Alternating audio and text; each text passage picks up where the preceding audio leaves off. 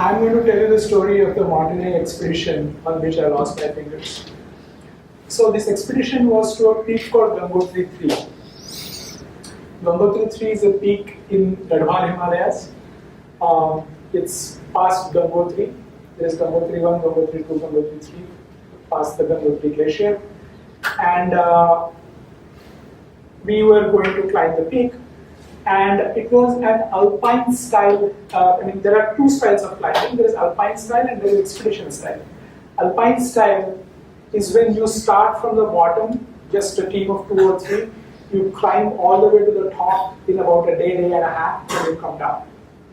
And expedition style is when you have a larger team. You establish a base camp. It's like a pyramid. So you start with a bunch of stuff. You put it on camp 1. Then you take a subset of that, you put it on camp 2, maybe a camp 3, and then finally a few of them go to the summit and come back, and then you dismantle all the camps when you come. That's the expedition style of climbing. That's how we were climbing.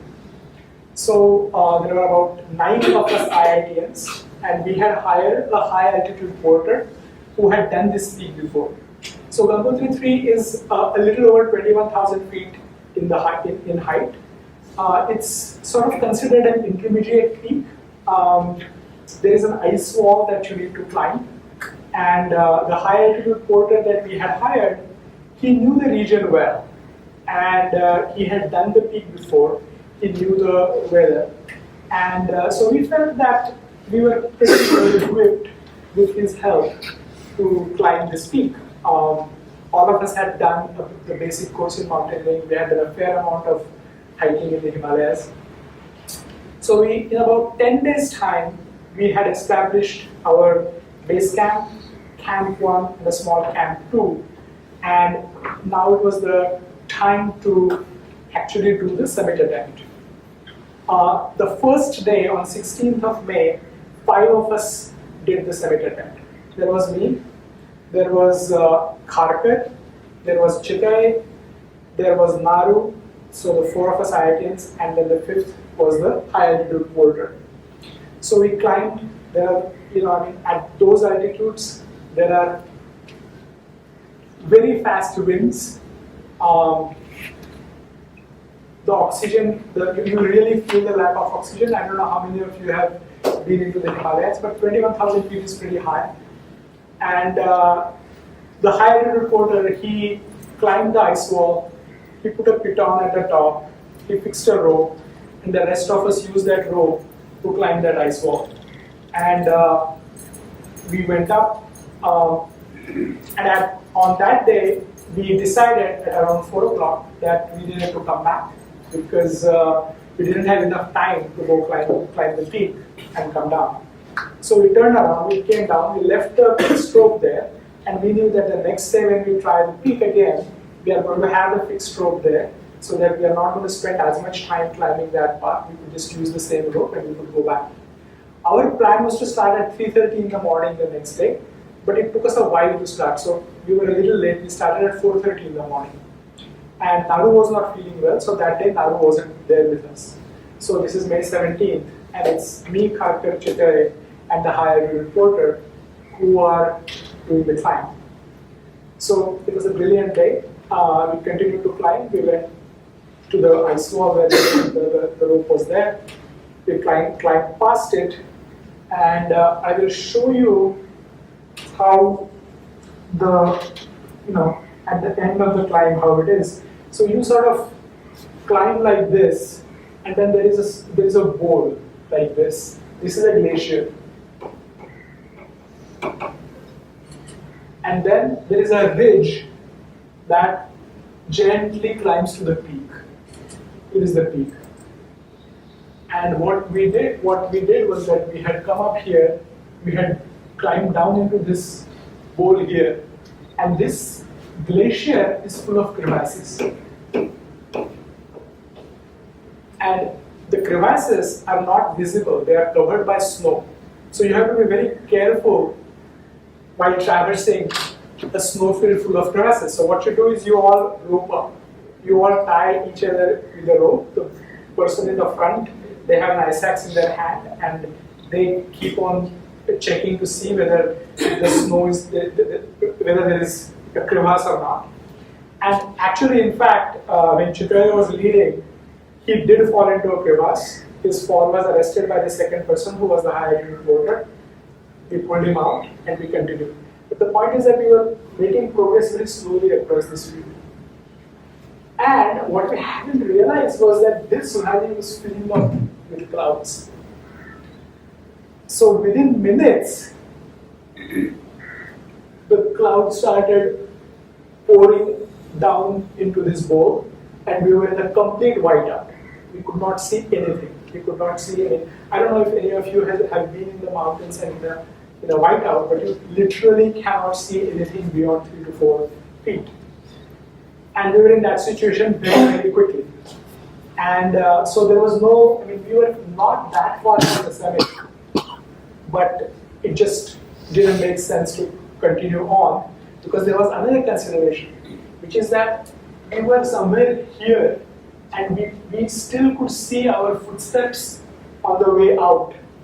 If we continued up, our footsteps would be covered by the freshly falling snow, and then we wouldn't know, I mean, then traversing back would be as hard as it was going out. So we turned around and we started going back using our footsteps, right? We did cross this, but the snow was really, really falling, and we couldn't, the snow was falling hard. We could not see anything, and it started getting dark. And we decided that it did not make sense for us to continue to climb down, and that we are going to have to spend the night up in the mountain. We did not have tents. We weren't planning to spend the night in the mountains. So what did we do? We dug bivouacs into the mountainside, and we sat into them, and we put our sacks on our head. Now, we didn't just do that. We also anchored ourselves to each other. We put screws into we put anchors into the mountains, and we attached ourselves to the mountain. So we were pretty securely attached to the mountain. We stayed there, and we spent the night there. Now, there are 4 memories that I have from that night. The first memory is that me and Carter were talking. I think Jiten and the high altitude porter, they both had lost, either they were asleep or they had lost consciousness. I don't know. But the two of us were talking, and Carter said to me that he was afraid that this was not snow but an avalanche. And an avalanche is a very different thing than just a snowfall. It's basically a snow wall coming crashing on you, and it can basically suffocate you and you can die, right? Even in very, very heavy snow, you don't actually get buried. I mean, you can over a very large amount of time, but the rate at which the snow is coming doesn't going to suddenly bury you. But in an avalanche, that can happen. So Carter thought that that's what it was. And I told him that no, this is just very, very heavy snowfall. It's coming from all sides. Don't worry, don't leave. And he wanted to leave, and because he thought that if we continue to sit there, we were going to die. So I told him, no, don't do that. Stay here. We are, anchored to each other. We are anchored to the mountain. Don't leave. That's one memory that I have. Then I have another memory. When I woke up, snow had stopped falling, and the sky was full of brilliant stars. If we wanted to, we could have gone down at that time. But I didn't have enough of wakefulness or enough of consciousness to actually decide to go down. And also it was dark. I mean, you might not have seen the way at that time. But that's my second memory. My third memory is of hallucinations. We had spent the night a little over 20,000, almost 21,000 feet, and not a lot of oxygen in the air. and we were hallucinating. And so I remember, I think this was close to, it was close to the morning, and I remember this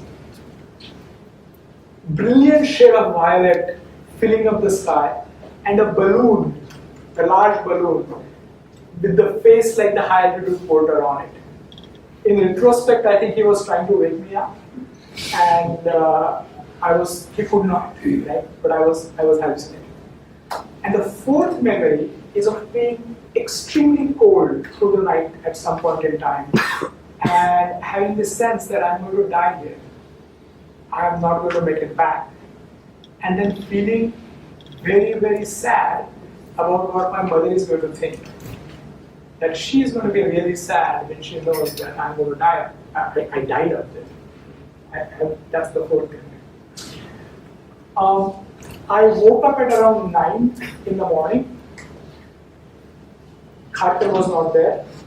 I remembered our conversation, and I thought that he probably left.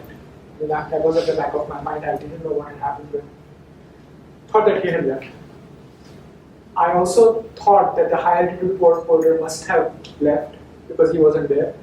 Chitara was there, but so I tried to wake him up, and I couldn't for a while. And his eyes were sort of, you kind of read about people's pupils turning in their eyes.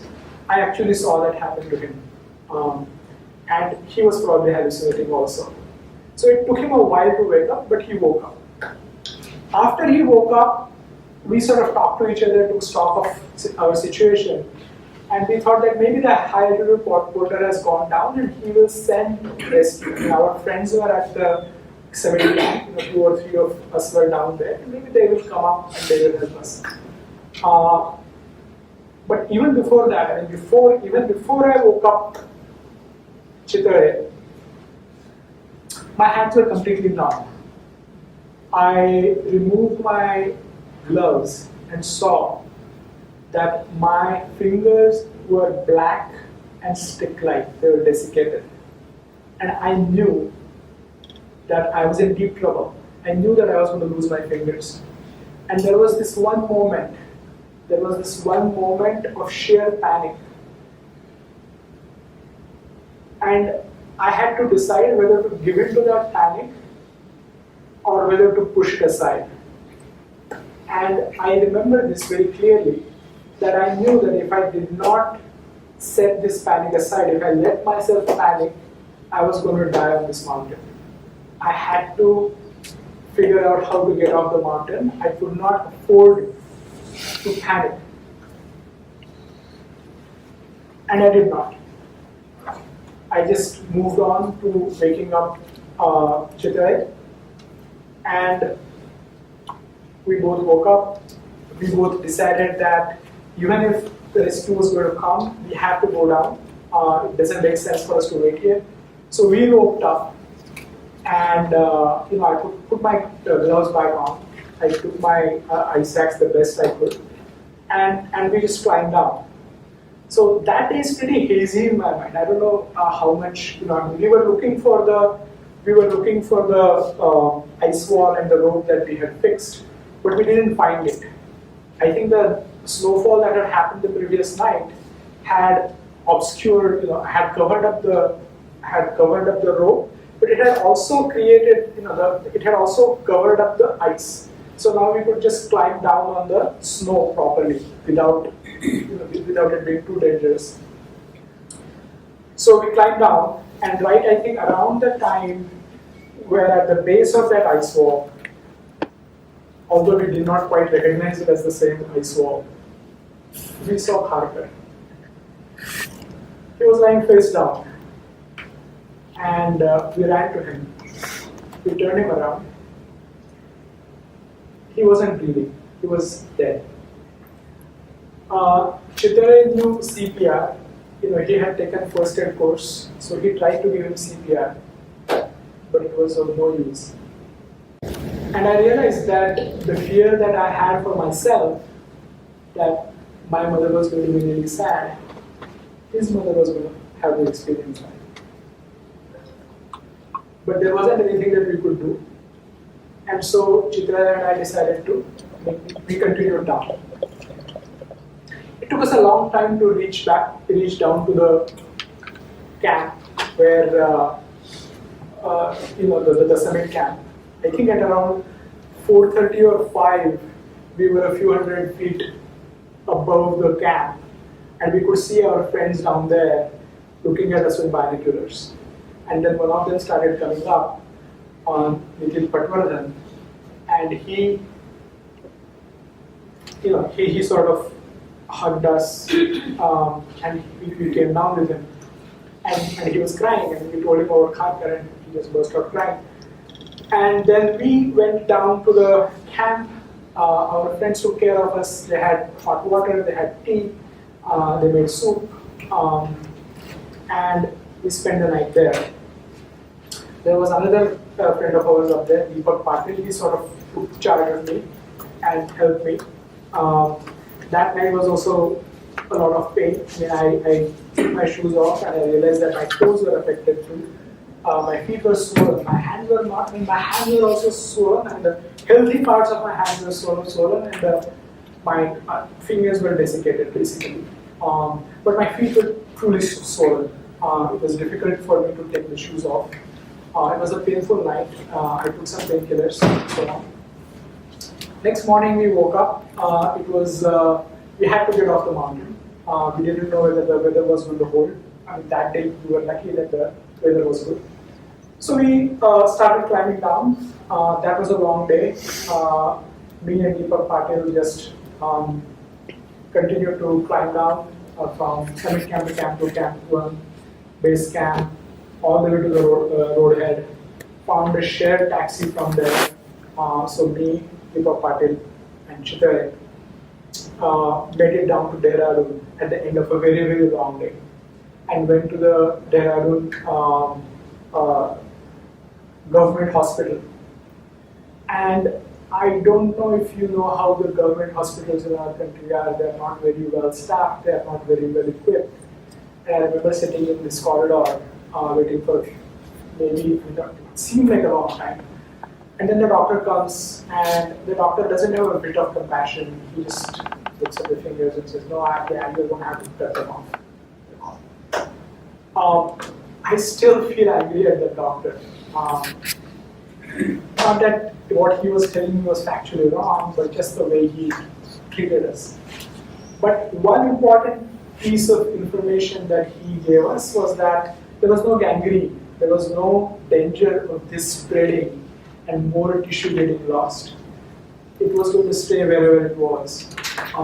And once we figured that out, then we knew that we had time. So we took another taxi and went all the way to Delhi. And we must have reached Delhi at 2 o'clock in the morning or some really, really late time. And by this time, we were in touch with IIT through payphones. Now imagine, this is 1988. There are no cell phones. Even the telephones are sort of not as prevalent as they are. So we were using payphones to talk to people. And we got in touch with somebody from IIT. One of the IITians, I was in the 4th year, this person was in 1st year. His father was a bureaucrat in Delhi. We went to their place, we spent the night there. They arranged flight tickets for us to go to Delhi. Next morning we all took the flight to Delhi. Now again, look at the difference in your world and my world. In 1988, at the age of 21, I had never flown in an airplane.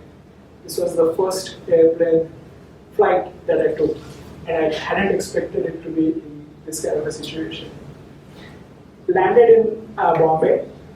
There's an older friend of mine, about 15 years older than me.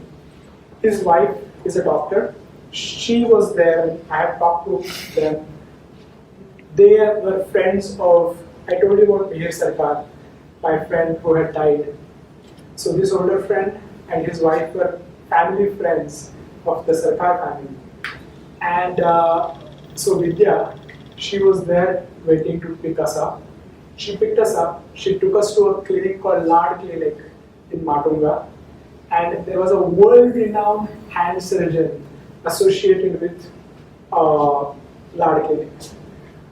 I later found out that people actually came from European countries to get their hands operated on by Dr. Joshi, and he was available to us. So he took a look at my fingers, and he sort of, what you see here basically is that this part, there was a very bright red line here, and then desiccated black fingers here. Similarly, very bright red line here, and then desiccated fingers outside of that. So it's called line of demarcation. And so he said that everything to the right of the line of demarcation, I don't see any hope of saving any tissue. It's all going to go. So more or less the same thing that the doctor in Dehradun had told us, but with a lot more compassion. Okay. So that was the news. In the meantime, my friend's brother was an IAS officer, and he knew the collector in Aurangabad. We didn't have a phone at home in Aurangabad. So, and there were riots going on in Aurangabad at that time. And so it was difficult for anybody to get in touch with my parents. So the collector organized a police jeep to go to my place, talk to my parents, tell my parents that I was in an accident, I was okay, and call me at such and such a number. So my father actually walked in the curfew to somebody who had a phone, called me, and I talked to him from the clinic. So that was the story of how we came back. I think that evening or the next evening, we went to see Harper's parents. And that was a pretty difficult reason to do.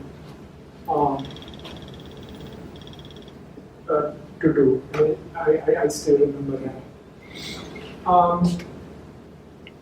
So this was in May of 1988. What we decided was to wait for a few months. We talked to some other doctors, and they said that maybe you can save some tissue if you take this treatment called hyperbaric oxygen. They give Navy divers this treatment where you are basically put in a hyperbaric chamber where the pressure of the air is higher, and there is some theory that the oxygen will diffuse into your tissue at higher pressure. So some doctor who knew mountain medicine thought that this would actually help us save some tissue. So we did that for a few weeks. Again, because you are at IIT, you have a lot of, one of the students here, her father was an IAS officer who ran the Port Trust of India, and they had access to hyperbaric oxygen chambers. And so we had access to hyperbaric oxygen chambers. These are the kind of things that are not accessible to general public, but we had access to it because of this. And so what was decided was that we will do that for a few weeks. Anyway, there was no danger of gangrene or the frostbite spreading. So we did try that for a few weeks. It wasn't any use, and we had I had my first surgery, I think sometime in July. Now I want to tell you about something that I did in between, which in retrospect just sounds insane. By this time, at the end of my fourth year, my degree is in chemical engineering, and I had applied to various universities in the United States, and I had got a scholarship from University of Alaska at Fairbanks to do petroleum engineering there. And I was happy. I wanted to go to a beautiful place like Alaska. I knew that there was a lot of good hiking to be done there, and so on and so forth. But after this, I decided that I was not going to go. So, if I was not going to go, somebody thought that it made sense for me to write GATE, right, to do MTech. And I wasn't a great student. I had 6.9 GPA, CPI, right? And GATE, as you know, is a pretty comprehensive test on everything that you have learned in the last 4 years. And I was frostbitten, my hands were completely desiccated. But I said, somebody suggested this, and I put this on, and I said I was going to write GATE. I couldn't write, of course, but there was somebody, a friend who was a freshman, who was on campus for some reason. His name was Manish Kothari. The semester hadn't started yet. He volunteered to write for me, and I remember sitting in that room, him sitting next to me, and him trying really hard to come up with the answers, and really not knowing a lot. And I must have done pretty poorly because I don't remember the score. I typically remember the score if I do well. And I feel really sad for, IIT is a place where everybody expects you to do stuff. Everybody expects that you can just get up and do things. And that's what was expected of me. And I also just sort of blindly went and did it. And I felt pretty sad that I didn't do well. And now I feel compassion for that me who did not say no, just went and did it. Anyway, so that happened. And then the first surgery took place where they basically chopped off all my fingers and all my toes. And my big toe had actually fallen off in between. It was really badly frostbitten, and the big toe of my right foot just fell off. I mean, that's another story. That doctor took it off without, just with local anesthesia, and I don't think that he gave me enough painkiller later, because that evening was probably the worst pain. Generally, I did not have acute pain through all this. I had constant pain. And it takes a lot of sort of emotional energy to deal with pain, but it wasn't acute pain. It was painful, but not too terribly painful. But that evening was pretty bad. Anyway, so after that, the first surgery, my fingers come off. And now I tell you about the reconstructive surgery. After that, I have 4 reconstructive surgeries. And the way this worked was that I would go to Lard Clinic. Dr. Joshi would operate on my hands. Then I would come back to the IIT hospital, and I would stay at the IIT hospital for about a week or 2 weeks, basically until they could take the stitches off. And then I would go back to the hostels, because what had happened in between was that Professor Kuchakar, who used to run chemical engineering department at that time, he was the HOD, he had offered me a research engineering position. And so I was working while staying at IIT. I had continued to stay on in the same room, and then I was also undergoing reconstructive surgery.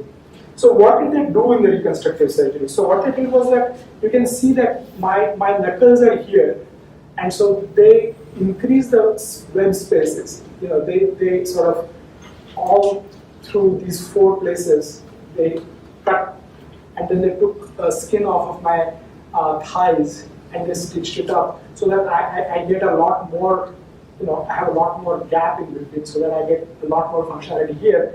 They did the same thing here. There wasn't enough length to do the same thing on the left hand side. So 4 surgeries. And after each surgery, what they would do is that they would put a screw in the bones here, and then they would put a little something with a spring-loaded, something that would keep my fingers sort of splayed so that it did not fuse, right? And the first time I looked at it, it looked pretty terrible. I thought that this was going to be pretty painful, but actually it wasn't painful. By this time, I had started learning to do things. I was actually riding a bicycle, and I remember riding a bicycle from here to RA Colony and back with those things in my hands. Now, don't ask me why I did that, but I did that. We'll talk about that. So while this surgery was going on, I was learning to do things again, and my friends were helping me.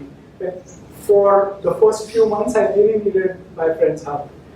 And one personality trait that I have is that I did not, I did, I mean, there are some people who just hate to take help from other people. That's something that I did not suffer from. I did take help from everybody, and it was sort of based on the presumption that if they were in the same position, I would do the same thing for them. And so I took help from them. They helped me a lot. And I think the second sort of trait that I have is that I'm a bit of a showman. If I'm being watched, I like to do my best. So having friends around and watching, learning to do things with them sort of helped me. And I was really lucky to come across a book at that time. And that book was called Inner Skiing by an author named Timothy Galloway. And it's basically a book that teaches people how to improve their skiing.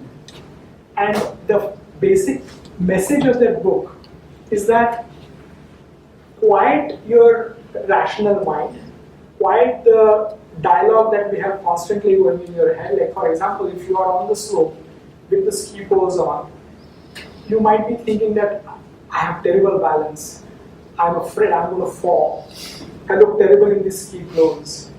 Whatever it is that is going on. He says, quiet that down and let your body tell you what you're feeling. So feel the wind in your face. Feel how your muscles in your thighs feel when you change the angle of the skis. So your body will learn how to do it if you quiet your mind and let the body absorb the feedback that is being given by the environment to you. And that was really, really useful to me. I learned how to tie my shoelaces, how to button and unbutton my clothes. I learned how to write. I'll show you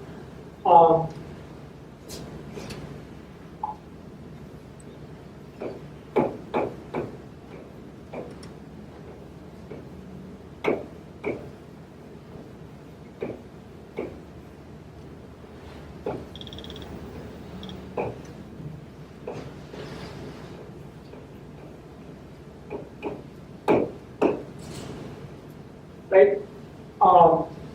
And I learned to play table tennis. I really learned to play table tennis. This is something that I really love to do. I learned to ride a bicycle. I learned to ride a motorcycle. Later on, I learned to fly a single engine aircraft. Now, why did I do all these things? Why didn't I just stop with like tying my shoelaces and brushing my teeth and buttoning my buttons? Because at that time, I was really terrified of people's pity. I didn't want to be pitied. And so even when I learned to play table tennis, I did not stop I didn't want to be like dog playing the piano. Oh, Jiten doesn't have fingers and he plays table tennis. I didn't want to stop there. I wanted to be good enough that the friends that I was playing with were slightly afraid that they might lose a game to me. And you never pity somebody that you fear a little, right? And I mean, in retrospect, this fear of being pitied also stopped me from getting compassion that I needed from other people. I was sort of walling myself off from other people. But that's how it was. But I remember this one time when I was on the local train, and there was this old lady from a village sitting next to me. And many times people used to ask me, sometimes I used to answer them, sometimes I used to blow them off.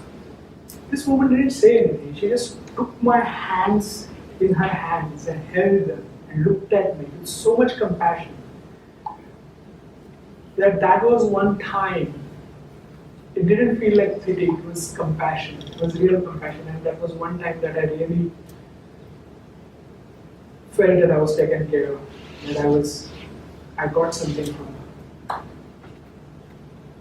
So, for many years after that, I used to tell myself that I had really dealt with losing my fingers. That the very first day when I woke up in the morning and I decided that I was not going to panic and I was going to get on with it because I wanted to live, that was the moment when I had dealt with losing my fingers. For many years, I believed that. What I didn't realize was that every day there were moments when I felt sad about losing my fingers. So I'll give you examples. I mean, I can do everything that I need to do, but then I come across a new tool that I need to figure out, or some plastic packaging which is, created with the assumption that everybody has nails, right? Or like a credit card slot that's a bit too deep. So you can take things out with fingers, but with my stubs I cannot. Or a parking meter where the receipt comes out, where again I have to reach out and take it out. Now, none of these things are, or I'm standing in a supermarket line and my credit card falls down and I have to pick it up from the ground. Now, again, none of this is unsurmountable. If I actually just take a deep breath and think about it, I can do it. But there is that irritation of not being able to do it quickly or not being able to do it, and then the sadness that comes from that I don't have fingers. So those moments kept coming, and immediately my mind would go to, what's the point of feeling sad? Get on with it. So get on with it sort of became my mantra. And it served me well. I mean, I achieved an impressive amount, but at the cost of carrying this sadness that kept on accumulating, or I kept on carrying it. I mean, I never dealt with this sadness. So what happened in the meantime was that, I worked, so 1989, these 4 reconstructive surgeries. I still remember how good it felt for the last reconstructive surgery to be over and for me to really start living my life. 1990, I really gave Dr. Puchatkar, his money's worth, and I developed a computer program that I went to all the IITs and showed various, gave them the demonstrations. I not only wrote the program, I created documentation for it, distributed it, and hopefully I think we got a grant out of it and so on and so forth. But that's when I learned to program. In 1990, I joined Tata Consultancy Services. In 1992, they sent me to Chicago. I was there for 8 or 9 months. And that's where I met my now wife. She was a colleague of mine. Her name was Alicia. And we bonded over reading, our common love for hiking and Indian food. Because when I went there, I started missing Indian food and I started to learn to cook. And I learned to cook reasonably well. This was before Instagram. I didn't do it on Instagram. I just did it because I love to eat. I came back to finish the project here at TCS. Again, this was before email, before WhatsApp, of course. And she wrote me about 70 letters, and I wrote probably 20 or 25 back to her over a period of few months. We fell in love, got married 3 years later. I have 2 kids. So she's 12 years older than me. Didn't matter to us. We decided to get married. We were lucky we could have 1 biological kid. So our son is biological. He's 27. He and I, bond over books, politics. He sort of keeps me honest about my idolizing of people like Elon Musk. And we have 1 daughter whom we adopted from Shraddhanan Mahila Ashram here in Matunga. She's 21. And she has a sharp tongue and a great sense of humor. And she keeps me honest about my general sense of privilege as a upper middle class male.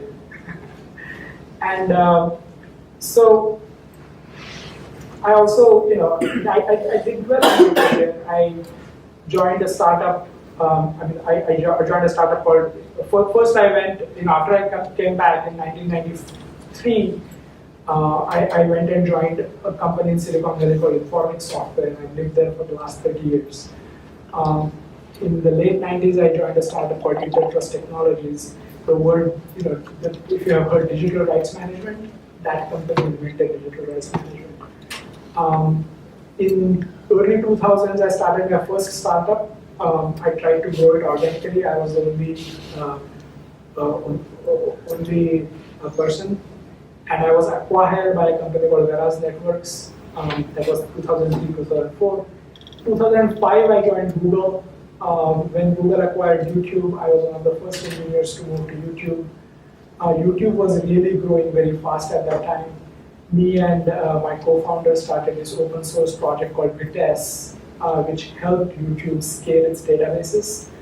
I left YouTube because I got sort of tired of managing people, joined Dropbox. I was at Dropbox for a few years. Then I went and spent a few months at the White House in Washington, D.C., at a small agency called the U.S. Digital Service.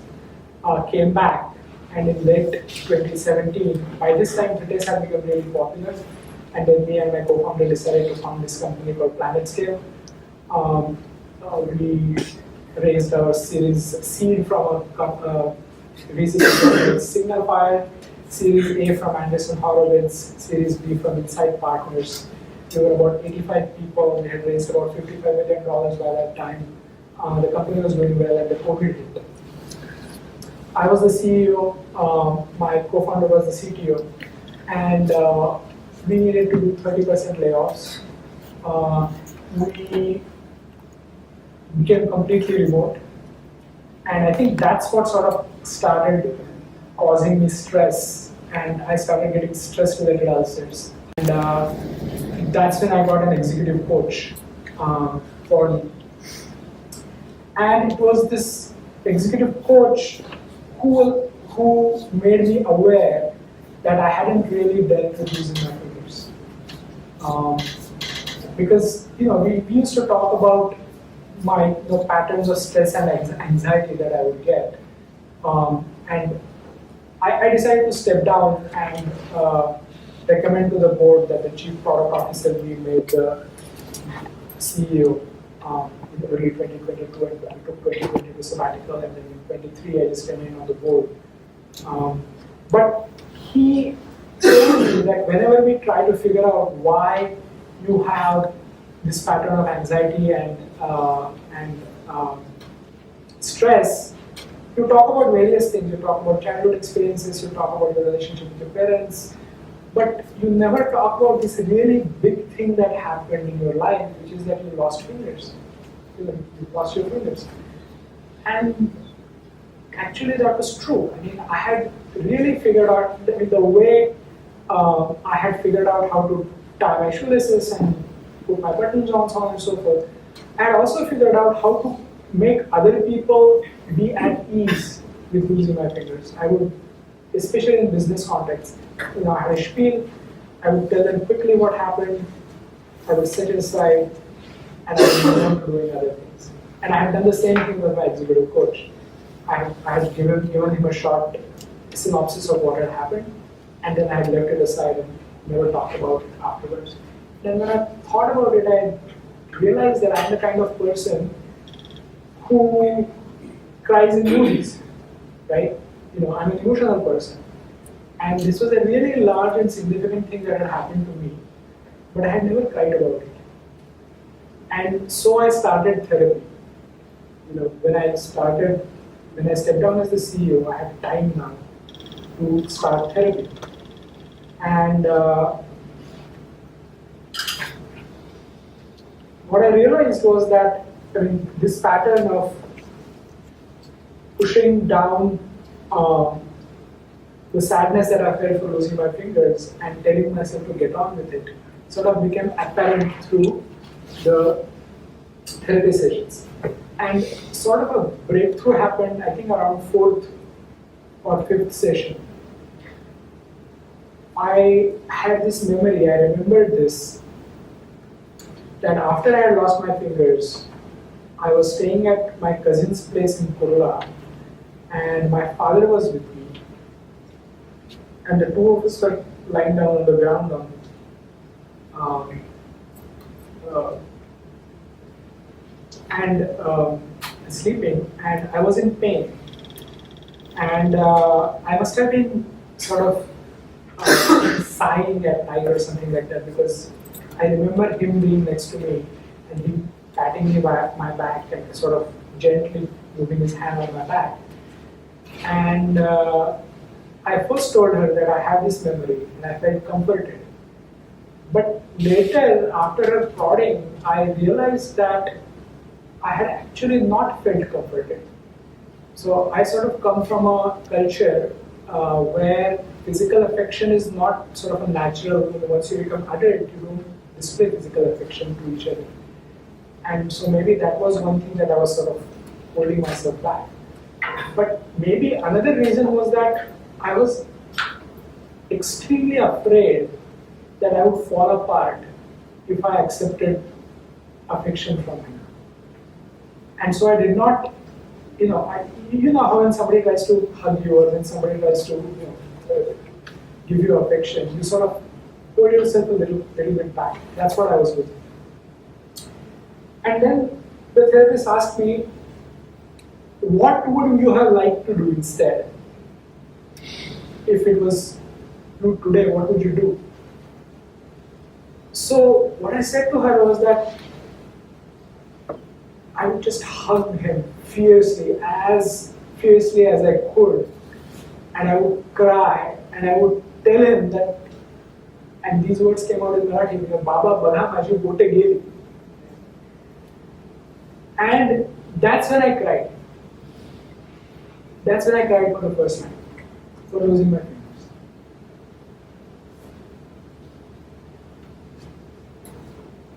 And something interesting happened after that. So I have had this dream for many, many years. I think since the time I was 15 or 16 years old. It's sort of an anxiety dream. The dream happens in a tunnel. So I grew up near Aurangabad, and there is the fort of Daulatabad close to Aurangabad. And there are tunnels there.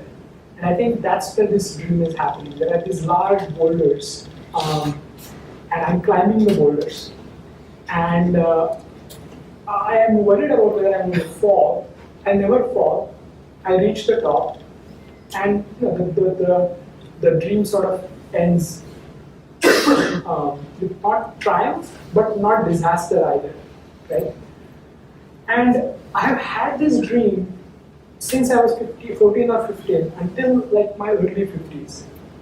Now, in that dream, even though it's a climbing dream, there is no reference to my fingers. When if I'm climbing these boulders, I have to hold those, I have to use my fingers. There is no reference to it. I just feel like I'm climbing, right? So, about 30 odd years since I lost my fingers, I've had this dream without any reference to my fingers, right? After this experience, in a few weeks after that, I had a slightly different version of the same dream. It was not in the tunnels this time, it was outdoors. And I think it was in a sort of water park.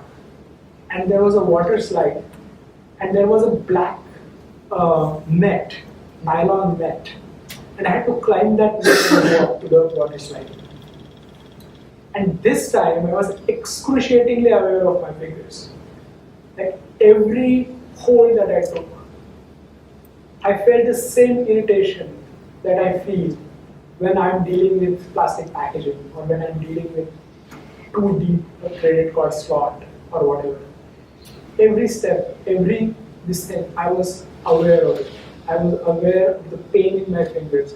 Even now there is scar tissue here, which sometimes gets a little tender. So that I could feel. But I kept climbing. Just like those dreams, I don't fall. I reach all the way to the top. And then there is a difference. In my usual dreams, there is only me. Here, there is an announcer. And then there is also an audience. The announcer says, "Oh, wow, Jiten made it all the way to the top." And then he notices my fingers. And he says, "Oh, wow, he made it without fingers." And then the audience cheers. And I felt so good. I was like beaming. I was looking at them and I was beaming. This is how the dream ended. And then I get into the water slide and I slide down. That's how the dream ended.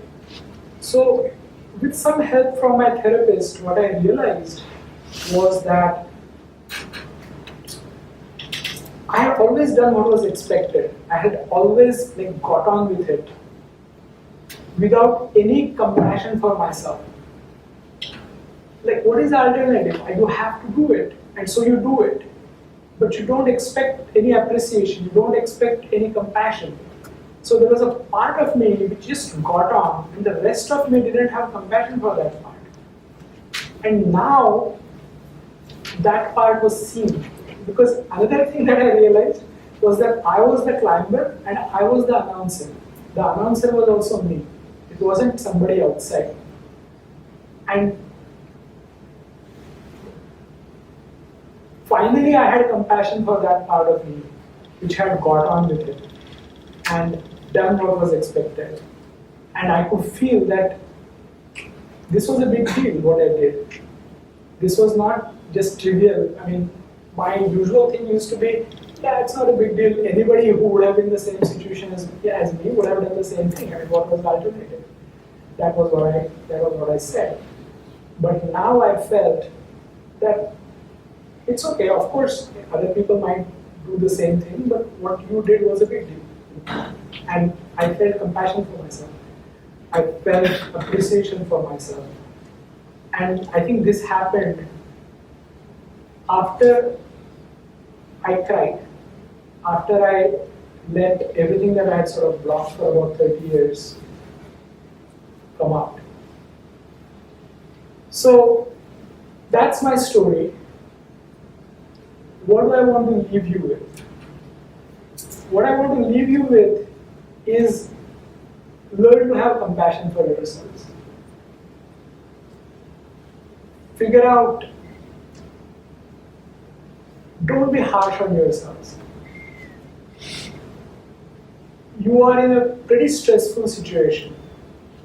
And I think you all are also, achieving things, doing things that are hard. You look around and everybody's like you, and you feel that everybody as smart as you, everybody's doing more than you are or whatever. That does not diminish what you are doing or not doing. There may be times, there may be reasons when you don't feel motivated, when you are feeling down. Don't be harsh on yourself.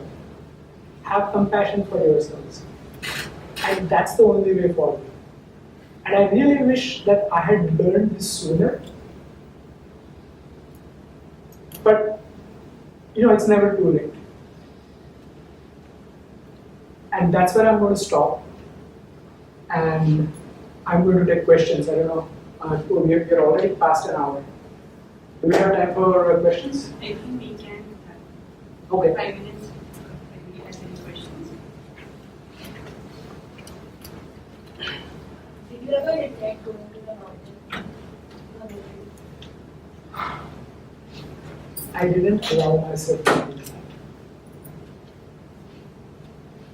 That was a line of thought that I thought was not productive. I love mountaineering. I knew I wanted to do it. I'll tell you one thing. I had a little bit of guilt about doing mountaineering because the mother of my friend who had died, she was close to me. I was close to her. And I knew that she didn't want me to do this. I mean, it was always something that she disapproved of. So I always felt slightly guilty about doing it. But I still did it.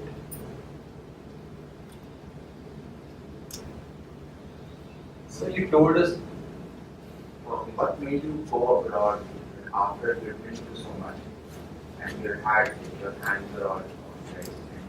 could have just kept everything outside, stayed with your parents, and chosen something else. You still went abroad, even after. What made you go there? So I'll tell you one thing. I was terrified of what this meant for my future. Right? I didn't allow myself to look at it. I just focused on what I needed to do. But I really thought that all my options, all my opportunities had evaporated. I had no idea if I was going to be able to get a job. I had no idea whether I was going to be able to have a family.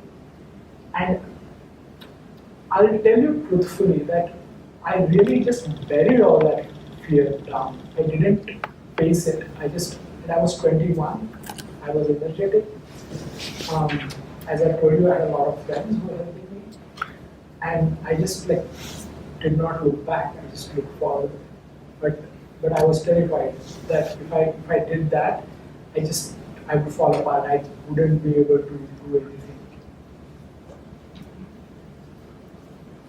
Sir, you asked us to have compassion for ourselves, but what if we don't feel like we're doing something appreciable that we need to pat ourselves on our back for? Just the fact that you are at IIT.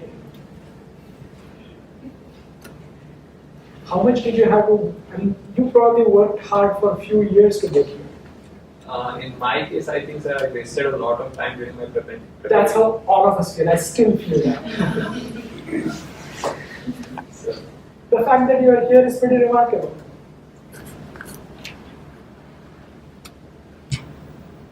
Yeah, so what you will suggest to a boy of in mid-20s and want to do hiking and mountaineering and roaming the world? What do you suggest? Do it or what precautions? So what I would suggest is go to the mountains to enjoy being in the mountains. That was something, I think, if you ask me about the mistake that I made, you asked me the question, why did you go to the mountain? So, I would say that I didn't go to the mountains with the right attitude. I wanted to climb, I wanted to achieve, I wanted to, right? I think you go to the mountains to enjoy being in the mountains. Enjoy the views, enjoy the wildlife, enjoy the feeling of being there. High places, mountains have a beauty of their own, but enjoy it. Don't go there to Don't take it as a challenge. Don't take it as a challenge. Exactly. Don't go there to climb a peak. Don't do it. Basically, journey is more important than the destination. Right. Yeah. So I have also seen that actually I've gone to the place for the Kedarkanda. So I was not able to do the peak because the temperature was around -20 and we struck high over there. So I had for half an hour I've been I'm not going to my mothers and other space coming on the front. For half an hour I have an institution that I will not be safe. But after coming to the town around 6 a.m. in the morning, we were there at 3:30 a.m. But I can totally relate what you have gone through, what the situation was. So this could be a very weird question, but at the age of 21 when you had an accident, you said that get on with it, that's become a mantra, right? You become completely focused over there, whatever you want to achieve, you are just focusing on that particular thing, right? And you are saying that you are having that anxiety and stress attack at the COVID rate, right? And somehow after the therapy you realize that you need to be compassionate with yourself to live with it. So suppose at that time, at the age of 21, you have that particular kind of lesson. Would you be at this particular place right now, or will you achieve all those things which you achieved during that particular journey? I have asked myself that question. It's a good question. My answer is that I would probably be here, or I would probably achieve even more than this, or I would achieve the same amount with less effort. Okay. With less. My gut is a mess, right? I would probably be healthier. It's healed. It's much better now. But the answer is that I think that I would have more or less a similar trajectory in my life, but I would have I would have done it with less effort. Okay. So because I'm asking this question is that there are certain times in the life that the guy say ask, right? That you don't know that what you are doing is like, you know, it will be sufficient or good enough to pet yourself or not, first of all. And all the time that we are over here, whatever that, as per my understanding that I am doing right now is not that much significant. Okay. And, but yeah, we also at that same time, you have to think that, okay, get on with it. You have to do this, you have to learn this, you have to go through this so that you are, you know, here for a bigger particular kind of reason, right? And if I feel that compensation with myself, then I'm pretty sure that at that time I have to take the decision that get on with it. It's not going to be helpful for me. Is compassion going to be helpful or get on with it going to be helpful? So the compassion is not going to be helpful with that. So, see, compassion does not